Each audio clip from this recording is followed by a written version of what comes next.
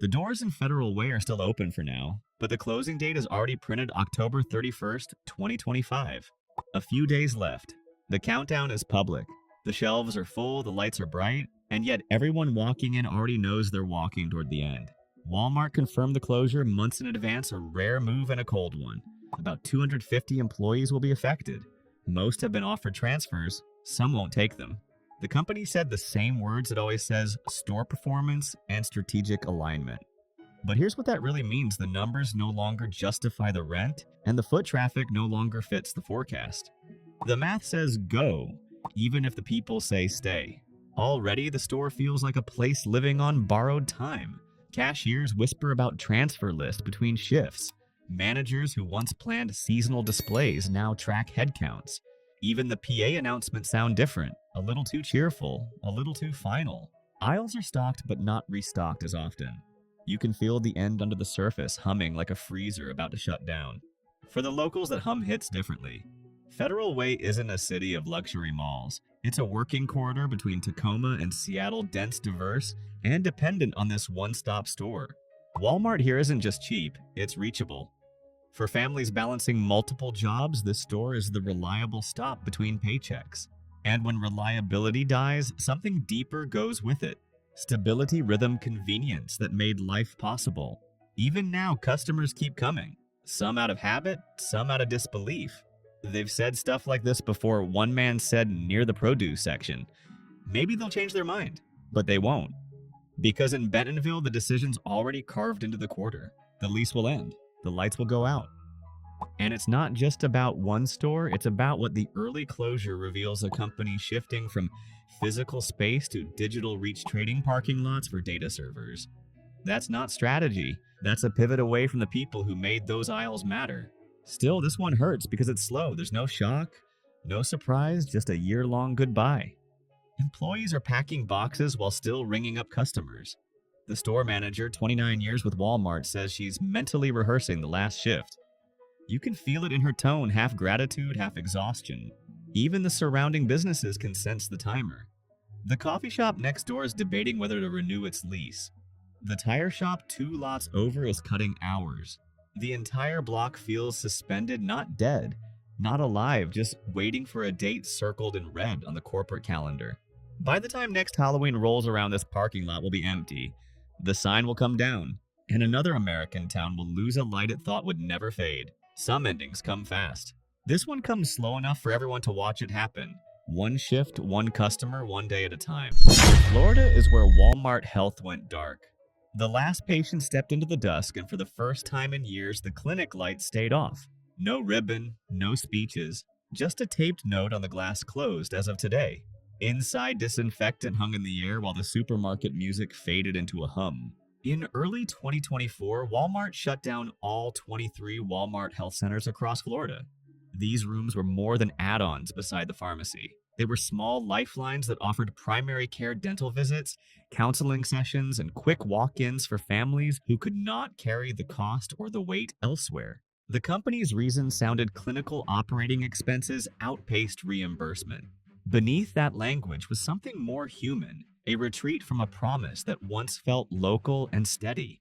Moreover, Florida was not a footnote in the experiment. It was the proof of concept: market retirees on fixed incomes, workers juggling shifts, neighborhoods where the supercenter already functioned as a town square. Appointment slots filled, but margins thinned. Insurance payments lagged. Staff hours bent to spreadsheets. The lights flickered long before they finally went out. Still, what disappeared with those clinics was not just convenience. It was trust. People had arranged their weeks around that hallway. Groceries here, a refill there, a blood pressure check on the way out. No prestige, just proximity care folded into an errand list that felt possible. Take Ocala. Maria and Thomas Ruiz, both in their 70s, used to make one Friday run. She handled the cart. He handled his blood sugar check. We could do everything in one trip, Maria said. Then one week they told us the clinic was gone.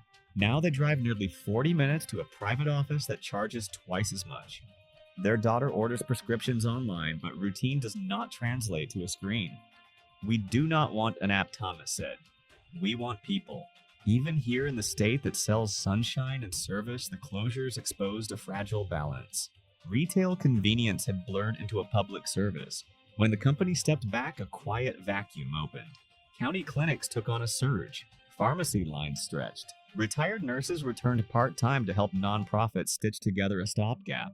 Yet the deeper unease sits underneath the headlines. The pullback was not a stumble, it was a strategy. It showed that even the largest operator cannot outrun care that costs more every quarter. And if Walmart, with its scale and logistics, could not keep affordable care inside a store that sells nearly everything else, what chance does a small practice have when rent, payroll, and claims move the wrong way?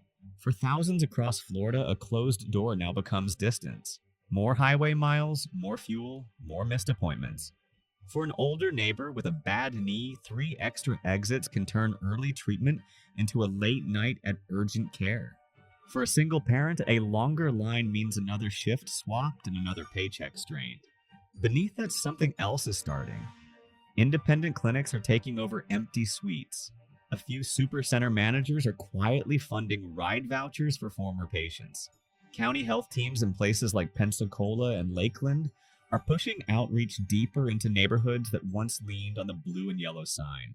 It is not glossy. It is not fast. It is how communities regroup when the anchor drifts. Even here, resilience does not erase the lesson. The state can adapt, but it cannot forget how quickly a private model unspooled when the math no longer worked.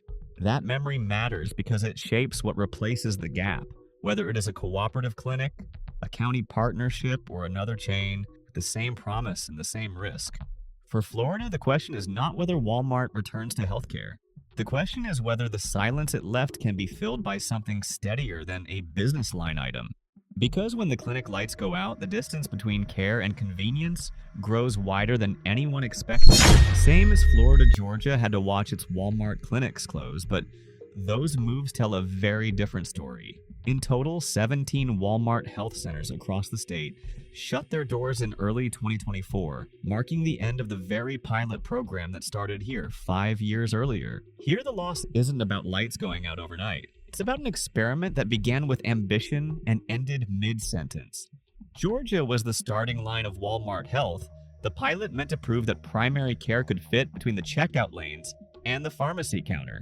When the first site opened in Dallas, Georgia in 2019, it was hailed as the future of affordable medicine in small-town America. By 2024, the signs were taken down, the rooms cleared, and the optimism quietly boxed away. Once the plan was rapid expansion, clinics would spread across rural and suburban Georgia, offering lab tests, dental care, and therapy under one roof. However, by contrast, the arithmetic turned cruel. Reimbursement rates lagged, staffing costs climbed, and insurance billing delays drained the margins. In turn, the retreat arrived without drama. No headlines, no outrage, only quiet transfers, closed schedules, and a corporate press note that read, "This model is no longer sustainable." For the employees, the shift meant more than moving jobs. It meant rewriting lives. Nurse practitioners and assistants who had joined Walmart's pilot moved to county health departments or regional hospitals, some driving an hour farther for less flexibility. "We built trust fast," said Alicia Grant, a nurse from Douglas County. "People like seeing a familiar face in a familiar store." Then one morning it was over. After all, patients do not wait for balance sheets to settle. Families felt the loss in smaller ways that never make quarterly reports. In towns like Hiram and Rome, parents had folded those clinics into their errands. Groceries, refills, a child's quick exam, all in one stop. Now the same routine takes 2 trips, double the gas, and a half day off work. What once fit into a lunch break has become a logistical maze. Still, Georgia's story is not one of collapse. It is one of interruption. Community clinics have begun taking over vacant Walmart health spaces, some even hiring former staff. One in Cobb County reopened as a cooperative practice. The same walls, different name. Same local nurse behind the counter. For patients, that continuity softens the blow, turning corporate withdrawal into a quiet handoff. By contrast with Florida's feeling of finality, Georgia's chapter remains suspended, as if the blueprint never got erased, only smudged. Many who worked there still believe the idea was sound, just executed too fast, too broadly, too soon. It wasn't failure, Alicia said. It was running out of runway. For Georgia, the lesson sits between optimism and exhaustion.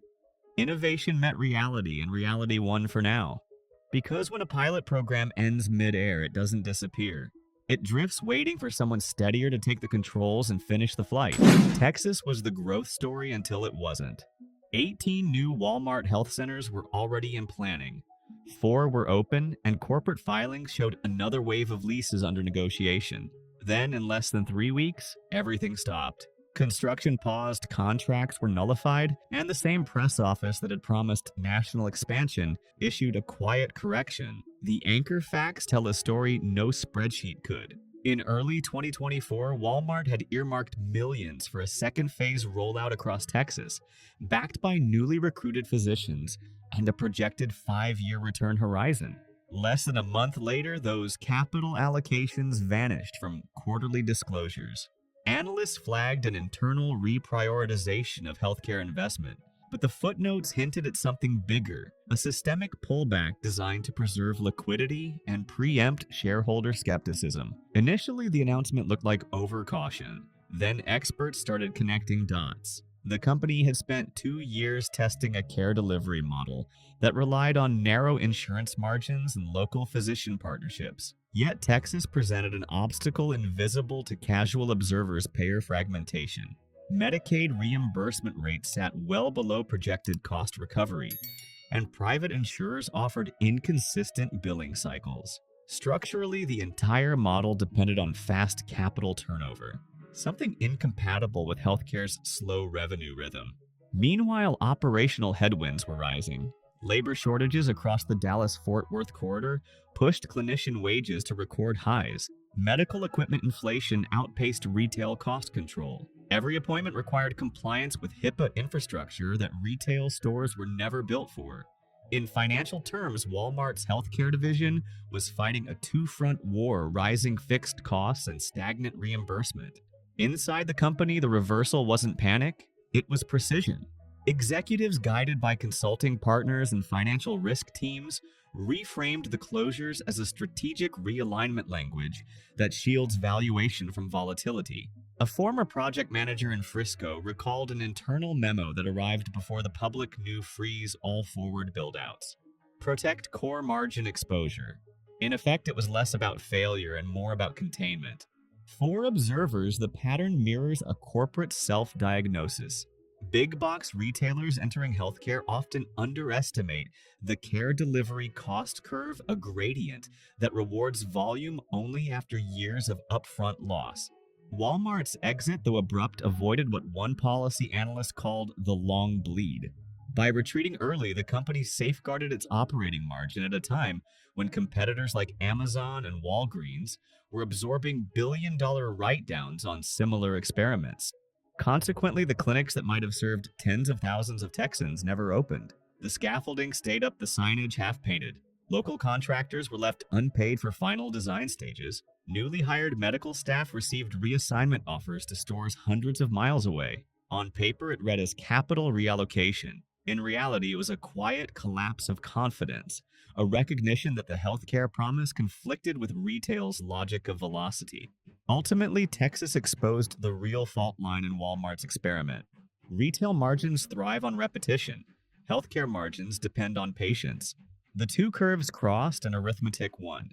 What began as a rollout became a rollback, leaving behind corridors of half-finished clinics and a question that corporate language can't quite answer: if expansion was the dream. When did the numbers decide to wake up? No healthcare, no clinics in California. Walmart had to retreat in the one thing it always did best selling, and that made the loss sting even more. In February 2024, 2 California stores went dark, one on Imperial Avenue in San Diego, another along Fletcher Parkway in El Cajon. There was no protest, no warning, just a sign that said, "Store closed." The reason sounded harmless enough: the leases had expired and Walmart chose not to renew. But for the people who shop there every week, it didn't feel harmless at all. Each of those stores had been part of the neighborhood for more than 20 years. Parents remembered buying school supplies there. Grandparents remembered walking those same aisles when the kids were small. Officially, the company said the stores underperformed. In plain language, that meant the rent went up, the math stopped working. and the world's biggest retailer decided to cut its losses. For the people left behind, it's not the profit margins they'll remember, it's the drive. The Imperial Avenue store was the only full-service Walmart within city limits, and the next one is nearly 8 miles away. If you don't own a car, that means 2 bus transfers and almost 2 hours each way. A trip for toothpaste and groceries now needs a plan, not a quick stop. When the doors closed, the silence hit fast. The parking lot emptied out. The bakery across the street lost its morning rush.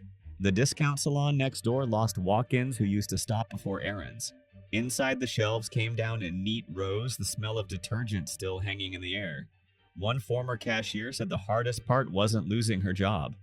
It was watching customers pull up weeks later, still not knowing the place was gone. In El Cajon, the story rhymed. For 20 years, the Fletcher Parkway location had been the heartbeat of a working-class neighborhood. Now its glass doors reflect a for-lease banner instead of shoppers. A nearby food vendor said their weekly deliveries dropped by a third after the closure. "We used to unload twice a week," he said. "Now it's once, sometimes none." People who don't live here might shrug stores close all the time, right? But when a big one leaves, it takes gravity with it. Buses change routes, small shops lose traffic. The whole rhythm of a street changes. For families counting on affordable options, that's not business, it's life. Getting harder in quiet ways no chart can measure. Months later, both buildings still stand empty. The blue paint fades a little more each week. Weeds creep through the parking lines. Some say another retailer might move in, but nobody is holding their breath. In cities like San Diego, real estate always wins even when people lose. In California, the decision looked simple on paper: a lease not renewed, a store written off. But to the people who built their days around it, it felt like something larger was being taken away. Not a store, but the center of gravity that once held their neighborhood together. "They told us Friday would be the last day," said a cashier on Columbus's south side. "We didn't believe it till the lights went out." That Friday came quietly. No countdown, no ceremony. By sunset, the sliding doors locked for good, and a place that had felt permanent suddenly wasn't. For more than 20 years, the Walmart on South High Street had been a landmark, a grocery store, a pharmacy, a first job, and sometimes a refuge. Then in February 2024, it closed. The company said it was a lease issue. On paper, it was underperformance. But on the South Side, business is what kept the lights on after dark. For families who counted on that store for groceries, prescriptions, and the small sense of order it offered, the closure didn't feel like accounting. It felt like abandonment. The South Side is a part of Columbus that never had much margin for error. Many residents don't own cars. Most live paycheck to paycheck. The store wasn't fancy, but it was close. You could walk there for milk, pick up a prescription, or cash a check. It was part of the rhythm of the neighborhood, open early, bright at night, familiar faces behind the registers. Now the building sits empty, its windows dark, its parking lot echoing every passing truck. The nearest Walmart is nearly 10 miles away across 2 bus routes that don't align. For someone without a car, that's a 3-hour errand to buy bread. A grandmother named Lillian, who used to walk there twice a week for her medication, now depends on a neighbor to drive her once a month. "It's not the store," she said. "It's what the store meant." We had a place that felt steady. Inside the company's statement, words like real estate optimization appeared. Beyond that, there's a different reality: food deserts. When one major grocer leaves a working-class area, smaller stores rarely step in. Margins are thin, security cost high, and deliveries less frequent. Within 2 months of the closure, nearby corner stores reported a 20% rise in customers, but also in prices. A gallon of milk that cost $4 now sells for $6. Meanwhile, nonprofits and churches are trying to fill the gap. The South Side Settlement House began offering weekly grocery drives in the store's parking lot. A local pastor converted an old van into a mobile pantry, delivering canned goods door to door. Volunteers say the hardest part isn't collecting food, it's convincing people to show up. Many are embarrassed they used to shop where they now receive donations. Beyond that, something harder to measure has changed. The parking lot, once full of headlights, now feels uneasy after dark. A few teenagers skateboard there, but most people pass quickly. Without the steady stream of shoppers, small shops nearby, a hair salon, a thrift store, a dollar mart. See half the foot traffic they used to. A single closed door turned a neighborhood corner into a dead end, and yet resilience always finds its way back in. A group of former employees meets every few weeks to share updates and job leads. One of them, Marcus, who used to manage the overnight shift, says he still drives by the store. "It's strange," he said. "You keep expecting the lights to be on again. You keep expecting the doors to slide open. So far, they haven't. But on weekends, you can still see people gather by the fence when the food trucks arrive. Neighbors greeting neighbors, helping unload boxes, keeping the rhythm alive in their own way. On Columbus's south side, the store is gone. The sign's been stripped, the walls repainted, the shelves removed. But the habit of showing up hasn't left. Because when a neighborhood loses its anchor, sometimes the people decide to become the anchor themselves. In the end, this is the most serious story. Chicago had to close both its Walmarts and its hopes in the same breath. In 2023, 4 stores across Chicago's south and west sides shut down. Walmart said they were underperforming, that the losses had doubled in 5 years. But what those words really meant was simpler: the math didn't favor the poor anymore. The stores in Auburn, Gresham, Chatham, Little Village, and Lakeview were meant to bridge the gap between cost and care. Instead, they became proof of what happens when a community's daily needs are controlled by a company that can leave at will. For years, Walmart promised to be part of Chicago's recovery. When the first store opened on the south side, there were ribbon cuttings, job fairs, speeches about investing in overlooked neighborhoods. People believed it. They worked the registers, stocked shelves, and found pride in stability. "We thought this one would stay," said Angela Brooks, a former associate. "They told us we were the model." But the model cracked. Theft rates rose. Logistics costs soared. Supply trucks were rerouted after dark for safety. And slowly the balance sheet turned against the streets it once sought to lift. Then one April morning, the decision came down: all 4 stores gone. Beyond the numbers, the damage ran deeper. For residents, the closures weren't just inconvenient, they were humiliating. Many had fought for years to bring big retail into their communities, believing it meant recognition. Now they had to explain why the same company that came with smiles and promises left without warning. The grocery aisles that once brought affordable food to the South Side turned dark overnight, leaving entire neighborhoods as food deserts again. But this time it hurt worse because people had tasted what stability felt like. A year later, the buildings still stand. The glass is cloudy. The blue letters fade. At dusk, kids ride their bikes through the empty parking lot, their laughter echoing off the walls that used to hum with late-night checkouts. A woman in her 60s walks by with a grocery cart, pushing it home half empty, the same cart she used to fill here every Friday. She pauses at the gate, stares through the fence, and keeps walking.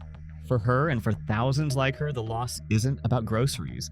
It's about distance, how far the next store is, how far people have to go just to live an ordinary life.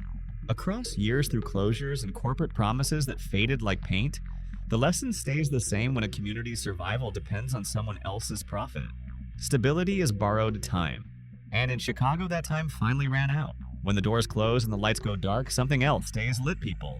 Across 7 states, through clinics and closures, layoffs, and silence, one truth runs steady: Americans endure.